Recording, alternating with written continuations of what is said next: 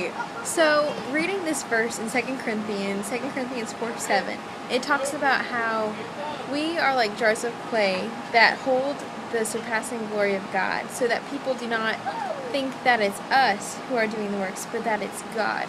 So sitting here thinking about that, and then just saw the most perfect analogy. I just had to share it because it was so cool. I'm sitting here in Florida on our spring break, so it's been really good and restful, absolutely. But I'm overlooking this awesome pond and lake. But by those things are the tennis courts. And there's this little girl and her dad. They've been playing for a little while.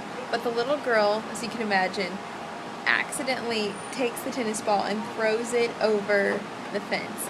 And not only does it go over the fence, but it goes into the pond. So the dad's awesome, and he tries to come out and save the tennis ball. I think it's the only one they have. So he's on the bank looking down at this pond. Let me see if you can see it. It's kind of like that. And there's the tennis courts. And he's got this tennis racket, and he is literally on the very edge, reaching out to get this thing. And he can't get the tennis ball. As much as he tries, he can't get it. So I'm just waiting for him to take off his shoes and just go into the lake and go get the tennis ball. But here's the coolest part. He doesn't just go in and do it that way. He chooses to use the little girl in order to accomplish this mission.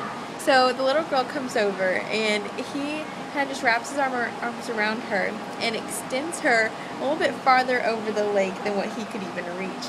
And what's cool is, though I was looking for a Funniest Home Videos moment where they both fall in the lake and I could have recorded it, which is bad, but besides all that, really cool that he chose to use that little girl in order to accomplish the purpose. And it didn't even necessarily showcase the little girl, because she couldn't do that on her own. It showcased the dad and his strength and what he was able to do, and to collaborate with his child. And not only that, but just going back to the verse, he says that he uses us as jars of clay, which is not the most amazing thing in the world. It's just dirt. And his surpassing glory comes through us in order to show his power and his glory and all of his might.